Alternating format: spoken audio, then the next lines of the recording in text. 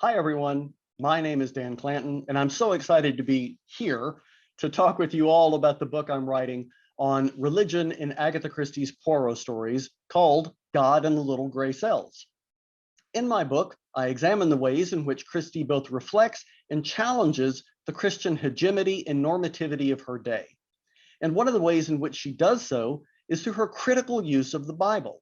I discuss several examples of this in my book, but today just want to talk about one particularly popular example, the 1941 novel, Evil Under the Sun. Before we turn to the novel, let me define those terms I just mentioned. In her work, Khyati Joshi defines Christian hegemony as follows. Hegemony refers to a society's unacknowledged and/or unconscious adherence to a dominant worldview. Hegemonic ideologies are perpetuated through the cultural norms, policies, and practices which set those ideologies up as business as usual. Christian hegemony, thus, refers to the predominance and endorsement at the national level of Christian observances, beliefs, scriptures, and manners of worship. Similarly, the term Christian normativity implies that the symbols, language, and values from Christianity are taken to be ordinary and expected, and generally applicable in socio-political discourse, as well as aesthetic products of a given time. In most of Christie's life, one finds Christianity at the nexus of ideology, politics, and identity. That is, the hegemonic position of Christianity determines the very discourses that define individual and group identity, whether in civic, political, religious, and/or personal life. It's this determinative quality that we'll find assumed and reflected in Christie's works. But I also argue in my book that Christie is pushing back against the ideologies and practices, especially those associated with religion, assumed to be normative in these times. Now, let's see what we can see in Evil Under the Sun. The story takes place on a secluded island in a resort hotel called the Jolly Roger, and involves the murder of a well-known and beautiful woman called ARLENA Marshall. ARLENA has clearly taken to another guest named Patrick Redfern, who's vacationing with his seemingly demure and decidedly retiring wife, Christine. Yet another example of Christie's numerous love triangles. When Patrick discovers ARLENA's corpse, though, Poirot sets out to find the murderer and eventually reveals that the Redferns are both responsible for her murder and are not at all what they seem.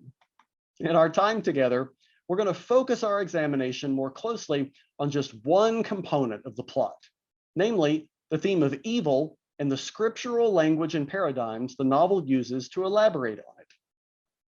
At the outset of the novel, Poirot is talking with a woman named Emily Brewster, who opines that their surroundings are far too idyllic for anything like the murders Poirot has encountered before. Poirot, though, disagrees and remarks that there is evil everywhere under the sun.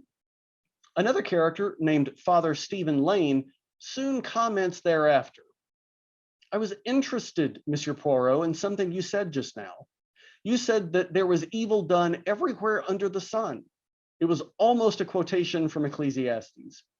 He paused and then quoted himself, and cue important stuffy Bible voice. Yea, although the heart of the sons of men is full of evil, and madness is in their heart while they live.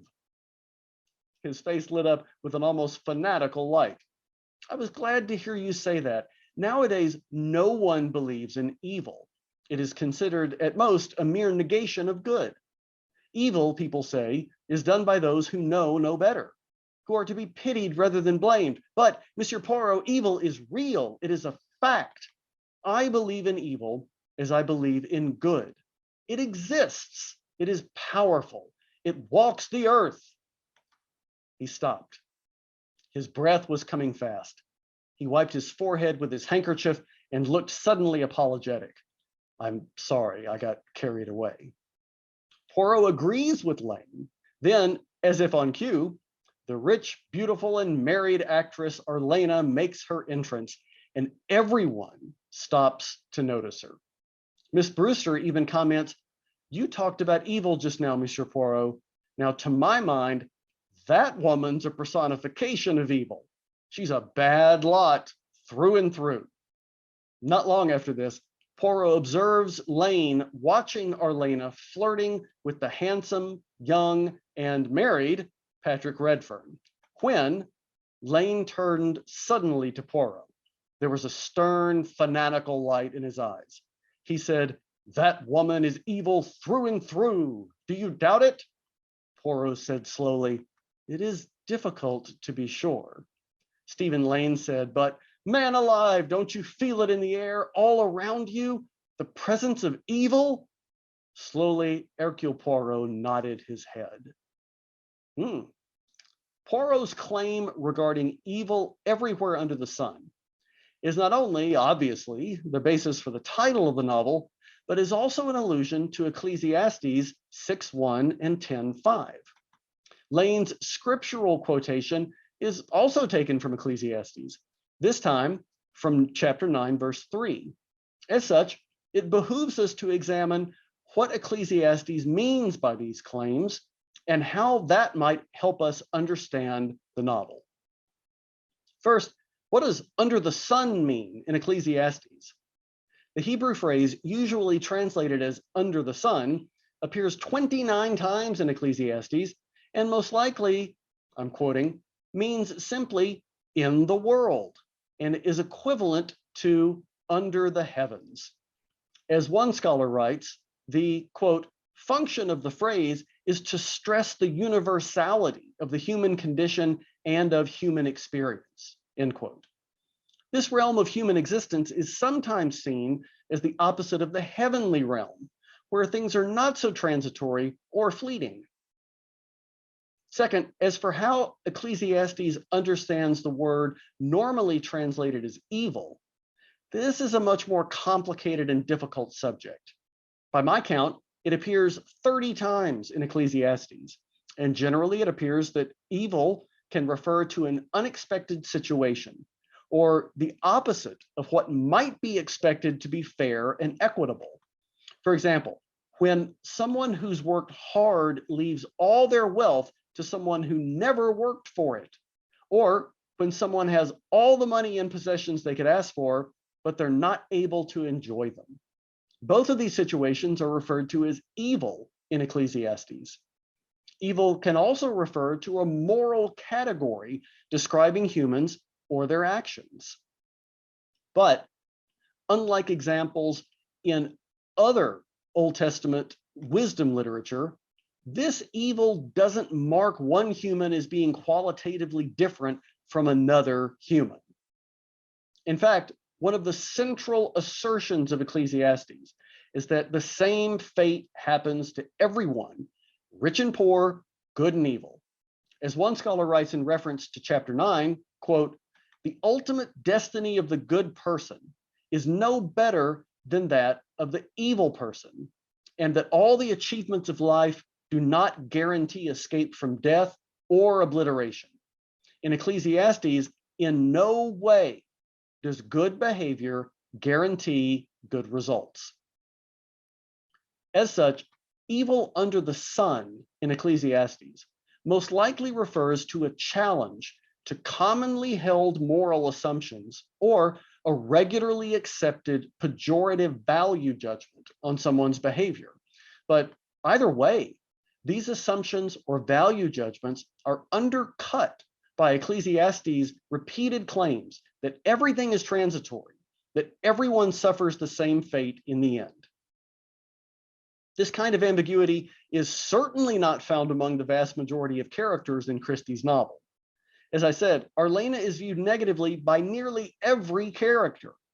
She's variously referred to as a gold digger, a man-eater, a woman of that kind who's bad, with an unsavory past, who was rather notorious in her conduct and never made much of a pose of respectability. In short, she's evil. The most acerbic assessment of Arlena comes from Reverend Lane. After Arlena is strangled, the police and Poirot question him, and he says, I knew instinctively as soon as I saw her that ARLENA Marshall was a focus of evil. She was evil, evil personified. Woman can be a man's help and inspiration in life. She can also be a man's downfall. She can drag a man down to the level of the beast. The dead woman was just such a woman. She appealed to everything base in a man's nature. She was a woman such as Jezebel and OHOLIBAH. Now she has been struck down in the middle of her wickedness. Lane's references to Jezebel and OHOLIBAH are telling, as these women have traditionally been viewed negatively because of their sexuality and sexual actions. It's important for us to understand why he views these biblical women as he does before we move any further, as these scornful views regarding female sexuality seem to be shared by other characters in the novel, as we've seen, even if they don't go as far in their negative opinions of ARLENA as Lane does. So let's take each of these women in turn.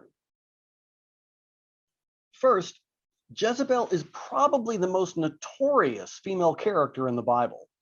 She was the princess of Sidon, one of the main cities in Phoenicia, and was married to Ahab, the king of Israel, from around 869 to 850 BCE. Some of the most important stories about Jezebel have to do with her conflicts with the prophet Elijah. And in one of these, in 1 Kings 18, we're told that Jezebel was killing off the prophets of the Lord. In the account of the prophetic contest on Mount Carmel, Jezebel is clearly aligned with the prophetic opponents of Elijah and the Lord, since these prophets of Baal are eating at her table. Elijah wins the contest and orders that all of these prophets of Baal be seized and the people murder them. After this contest, Ahab tells Jezebel what's happened, and Jezebel sends a message to Elijah. Now, there are 3 points to note here. First, these are the first words spoken by Jezebel, and they're powerful and intimidating. Second, it seems that roles are reversed. Ahab, as the male king, should be the active one, not Jezebel. And third, Elijah is scared of Jezebel and her message. He's afraid and flees for his life from her. After he flees, he goes to Mount Horeb, where he'll experience his famous encounter with the Lord in a still small voice, as the King James Version translates it. His absence allows the narrator to mention the incident of Naboth's vineyard in 1 Kings 21. Ahab wants the vineyard of a man named Naboth, and the latter refuses the king's request. Jezebel vows to get the vineyard for him and sends out her second message, this time ordering all the elders and noblemen in Jezreel to bring a false charge against Naboth so that he'll be stoned and Ahab can then take possession of the vineyard. The plan works, but Elijah is made aware of the incident and curses Ahab and Jezebel. Now, Ahab repents and is thus spared for a while, but we get no response from Jezebel. She then disappears from the narrative until 2 Kings 9, where she dies. By this time, about 20 or 30 years after Ahab began ruling, there's a new king of Israel called Joram, who's married to Jezebel's daughter, Athaliah. Joram's military commander, Jehu, is attempting a coup and kills Joram. Jehu then proceeds to Jezreel, where Jezebel is waiting for him. In preparation for him, she, quote, painted her eyes and adorned her head and looked out of the window. Now, while many readers think she's trying to seduce Jehu, a feminist reading demonstrates other motives. Jezebel by this time is already a grandmother, so seducing Jehu is probably not her motive. Rather, her self-adornment could be seen as an attempt to excite her followers. She even taunts Jehu by calling him Zimri, a famous assassin who killed a former king of Israel before committing suicide. In the end, though, Jezebel is thrown out of her window by her own eunuchs.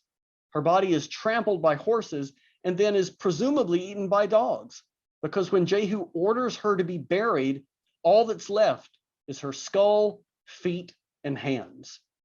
Upon hearing this, Jehu utters an oracle loosely based on Elijah's previous curse of Jezebel. So what are we to make of Jezebel? Many interpreters have certainly viewed her as Lane seems to do, that is, as a wanton, evil woman who deserved the punishment she receives. However, feminist scholars paint a different picture of her, one which asks us to consider her point of view. Here's an example, and I'm quoting.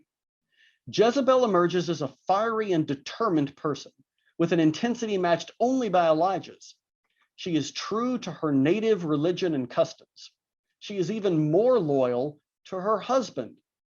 Throughout her reign, she boldly exercises what power she has.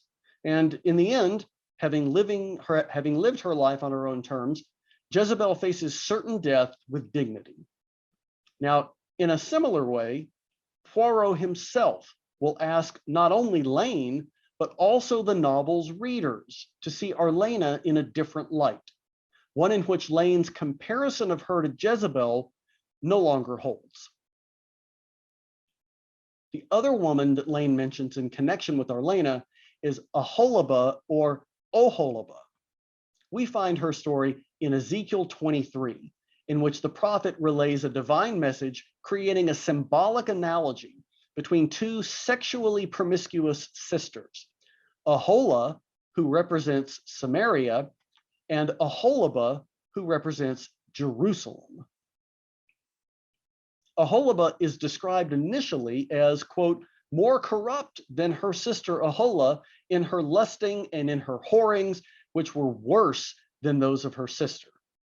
In response to Oholibah's wanton ways, God announces that he will, quote, rouse against you your lovers from whom you turned in disgust, that he will bring them against you from every side. All of Oholibah's former lovers will then surround her in order that they may deal with you in fury. These lovers will then attack Oholibah, and the biblical text here is specific in its graphicness. They shall cut off your nose and your ears, and your survivors shall fall by the sword.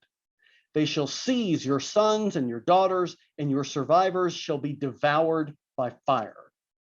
And in case there's any doubt as to who's to blame for all this terrible punishment, God notes in verses 29 to 30, your lewdness and your whorings have brought this upon you, because you played the whore with the nations and polluted yourself with their idols. The remainder of chapter 23 consists of an additional judgment on the sisters with even more specifics regarding their culpability, ending with this punishment. Bring up an assembly against them and make them an object of terror and of plunder. The assembly shall stone them, and with their swords they shall cut them down. They shall kill their sons and their daughters and burn up their houses. Wow. Unlike the first judgment of Oholibah, this joint judgment has a goal, a specific objective, which the prophet states in verse 48. Quote, thus will I put an end to lewdness in the land, so that all women may take warning and not commit lewdness as you have done. In the end, then, the emotional and physical violence the sisters endure serve as a warning to other women, as well as a reminder that God's the alpha male here. Now, like the stories about Jezebel, it's a pretty safe bet that the material in Ezekiel 23 was written by men primarily for other men. And as such, we don't get the viewpoint of Oholibah here at all, any more than we got the viewpoint of Jezebel in 1st and 2nd Kings. The importance of noting the androcentric viewpoint of the text lies in the negative view of female sexuality and the violence against women in Ezekiel 23. In this vein, one scholar writes that Ezekiel's, quote, use of female imagery is problematic, for he depicts female sexuality as the object of male possession and control, presents physical abuse as a way to reclaim such control, and then suggests that violence can be a means toward healing a broken relationship. Many scholars have pointed out the impact of such views on the lives of real flesh and blood women.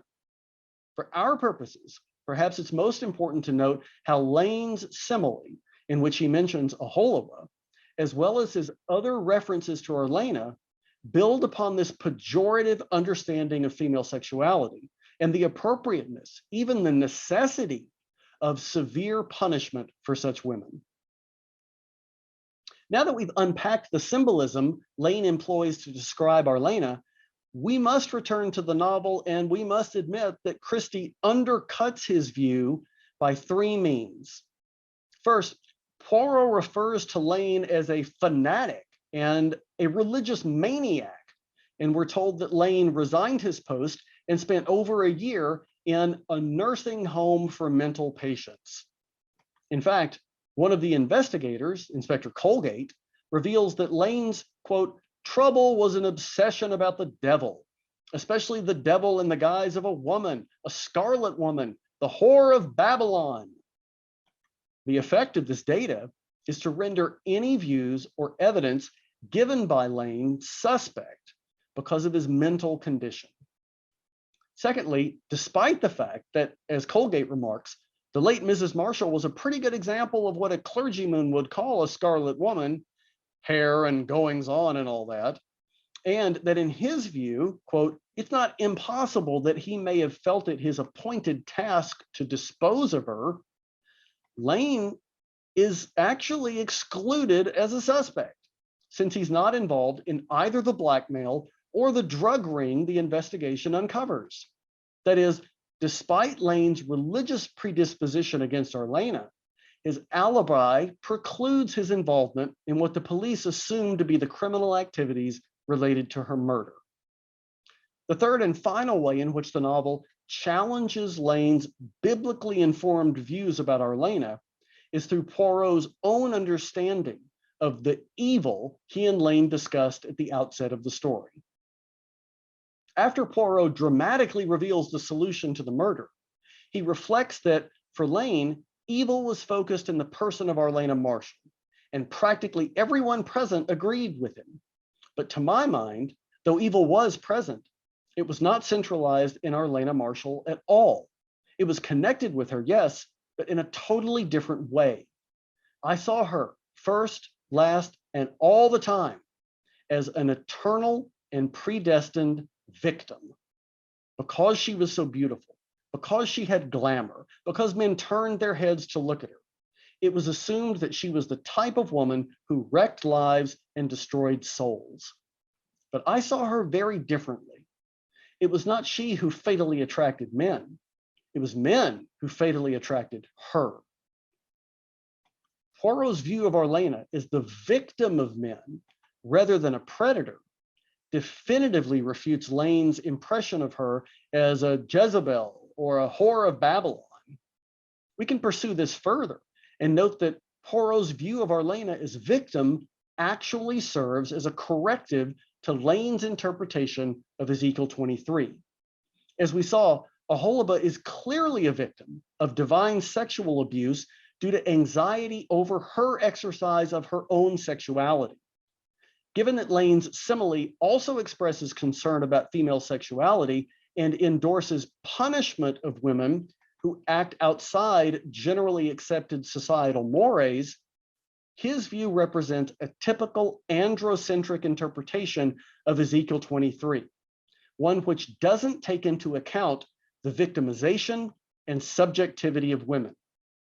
Poirot's view of ARLENA, though, looks beyond the superficial patriarchal understanding of her as a strumpet or a man-eater advocated by even some female characters, and affords her a more rounded appraisal, far more in line with the feminist comments I mentioned earlier. This view of ARLENA by Poirot is also in keeping with the theme of reversal of expectation found in Ecclesiastes, the source of the book's title. That is, in Ecclesiastes, as we saw earlier, the author delights in providing examples of what people normally assume to be the case and then refuting them. For example, under the sun, the race is not to the swift, nor the battle to the strong, nor bread to the wise, nor riches to the intelligent, nor favor to the skillful, but time and chance happen to them all. Now, this is precisely what Poirot accomplishes at the end of the novel. He paints a sympathetic picture of ARLENA is a victim in the face of widespread assumptions to the contrary. And in so doing, he shows that these views too are an evil under the sun. Now, let's switch gears and ask how later interpretations of Christie's novel treat the issues that we've been talking about. To date, there have been two cinematic interpretations of Evil Under the Sun. And one of these is a big budget film with Peter Ustinov playing Poirot, and from the same screenwriter as the 1978 adaptation Death on the Nile, that is Anthony Shaffer. This film, which personally I remember fondly as the first Agatha Christie film I ever saw in its entirety in the theater, was released in 1982 and is unfortunately no help to us whatsoever, since it totally ignores the biblical elements that we've talked about through a very simple maneuver.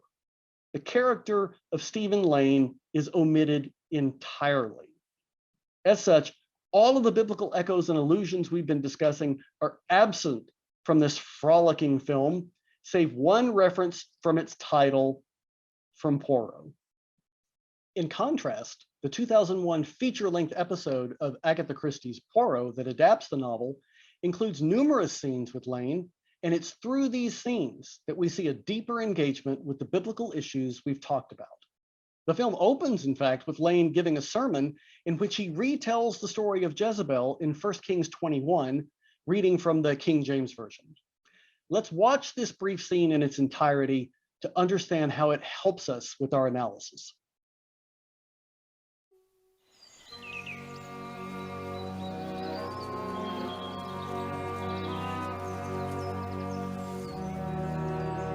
And the men of the city did as Jezebel had sent unto them, and as it was written in the letters she had sent unto them. They carried Naboth forth out of the city, and stoned him with stones, that he died. And it came to pass that Jezebel said to Ahab, Arise, take possession of the vineyard of Naboth, which he refused to give to thee for money, for Naboth is not alive, but dead. Our reading today was the story of Jezebel, whose name has come to stand for the wickedness of women. The painted Jezebel of 2 Kings chapter 9,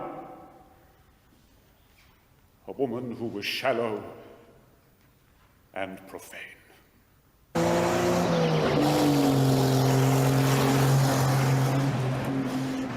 It was she who persuaded her husband Ahab to kill Naboth, and for this she was punished. And of Jezebel also spoke the Lord, saying, The dog shall eat Jezebel by the wall of Jezreel. She had sold herself to work evil in the sight of the Lord, and the punishment was death. This is the God of the Old Testament, wrathful, unforgiving. We may find this at odds with our understanding of Christianity. But for the Jezebels of this world, death is the price that must be paid. My. Here we see a fleshing out of Lane's position in the novel. That is, the material here on Jezebel expands on his identification of Arlena with Jezebel, and the sermon also makes an obvious connection between the biblical Jezebel and the punishment Lane sees as fitting for her modern-day analogs. The stress on a suitable punishment for the transgressive woman here also echoes Lane's reference in the novel to OHOLIBAH and her divinely sanctioned and enacted punishment. Visually, His sermon is also interspersed with scenes from the murder of a young woman named Alice Corrigan, which not only takes place in Lane's parish, but forms an important precedent to Arlena's murder. We see Lane present at the coroner's court and note that he's visibly shaken by their finding of murder by person or persons unknown. Now, we next encounter Lane at a seaside health resort, the Sandy Cove Hotel, where Poirot and his close friend Captain Hastings are spending some medically prescribed time after Poirot collapses at the opening of Hastings' new Argentinian restaurant. Hastings notes, surely no one could think of murder in such a beautiful place. And Poirot, as he does in the 1982 film, ominously retorts, no, Hastings, it is romantic. Yes, it is peaceful. The sun shines, the sea, it is blue. But you forget, mon ami, there is evil everywhere under the sun. As he says this, the camera follows his eye from Patrick and Arlena playing in the water up to a cliff where Christine is watching them. At this point, Lane appears and agrees with Poirot, repeating nearly verbatim his response in the novel. But the episode departs from the novel here in the first of several scenes, which I suggest attempt to redeem Lane from the characterization of the deranged religious fanatic one finds in the novel. For example, Poirot inquires if Lane is of the church, and Lane responds cryptically, I was, but then I was ill. My wife, you see, well, it's a long story, but that's why I'm here. It's for my health. His face hardening, Lane continues, anyway, you don't have to be of the church to recognize evil, Mr. Poirot. Looking now at Arlena, Lane says, I see it there. I recognize it. It's real. After Arlena's murder, Lane's interviewed by Poirot and Scotland Yard Chief Inspector Japp. Therein, he reveals that he's no longer a vicar because there was a scandal. My wife, you see, she left me. She ran away with a member of my congregation. She was a wicked woman. She should be punished. We also learn that Lane has a prescription for an opioid that he takes for his nerves. As opposed to the novel then, which, as we saw, dismisses Lane as a religious fanatic or maniac, this film depicts him more sympathetically, as someone who's had a nervous breakdown because of his wife's behavior and is seeking the help he recognizes he needs. In contrast, the 2001 adaptation retains the emphasis on Arlena's victimhood in Poirot's eyes. This is most notable during the big reveal segment, and here Poirot draws on Lane's comments and his understanding of Arlena. He says, quote, to Monsieur Lane, as he watched her swimming at the beach, she was the focus of evil, huh? Of evil under the sun? For extra emphasis, the film here flashes back to the scene in which Lane makes his comments, so we as viewers are reminded of his statement. Poirot then continues, but to my mind, the evil was connected with Arlena Stewart in a different way. I saw her first, last, and all of the time as a victim, eternal and predestined. Poirot then, sadly, refers to Arlena as a target and a very easy one. There was, he opines, a weakness in her that was fatal, that she was attracted always to men who took of her only the advantage. And of course, his prime example of the men who preyed on her for her money is Patrick Redfern, who, once he bilked her for all he could, had to kill her. After Poirot identifies Redfern as the killer, he turns to address Lane and says, I know you have not been well. You have suffered from the nerves most bad. Again, we flash back to the coroner's court scene where Lane looks at the distraught fiance of Alice Corrigan, whom we now recognize as Patrick. Poirot continues, but perhaps the evil you saw that day on the beach, it was the same evil you glimpsed in the courtroom 2 years before. Lane, now looking again at Patrick, agrees, saying, yes, he looks different now, but it was him. Following this, Patrick actually attacks Poirot, grabbing him by the throat. After he's subdued, Poirot hoarsely exclaims, the face of evil, it remains always the same. This adaptation then not only portrays Lane in a much more positive light than the novel, even going so far as to portray him as the crucial eyewitness, but it also employs the imagery of evil from Ecclesiastes found in the novel in a more thoroughgoing manner than in the previous film. In so doing, it replicates the achievement of the novel in restating the ambiguity and equivocality of Ecclesiastes. Suchet's Poirot refuses to see Arlena as Lane and others see her, as a wicked trollop like Jezebel or OHOLIBAH who deserved the punishment she received, and he likewise feels sympathy for Lane. He recognizes and understands the evil that exists in Redfern's mind, but like the speaker in Ecclesiastes, is not content to embrace nihilism in the face of either evil or the realities of human suffering. No, Poirot instead follows the advice of other passages in Ecclesiastes, which speak of fearing God, keeping the commandments, and the inevitability of God's judgment of the righteous and the wicked. It's no coincidence, in my opinion, that this film ends with all four of the main characters of the series, Poirot, Hastings, Japp, and Miss Lemon, all of them together laughing, about to go share a meal. This, after all, in the end, is what Ecclesiastes claims is good under the sun. In conclusion, the example of evil under the sun helps us see the ways in which Christie skillfully employs biblical texts and images in order to complicate and problematize the ideologies of Christian hegemony and normativity which she inherited.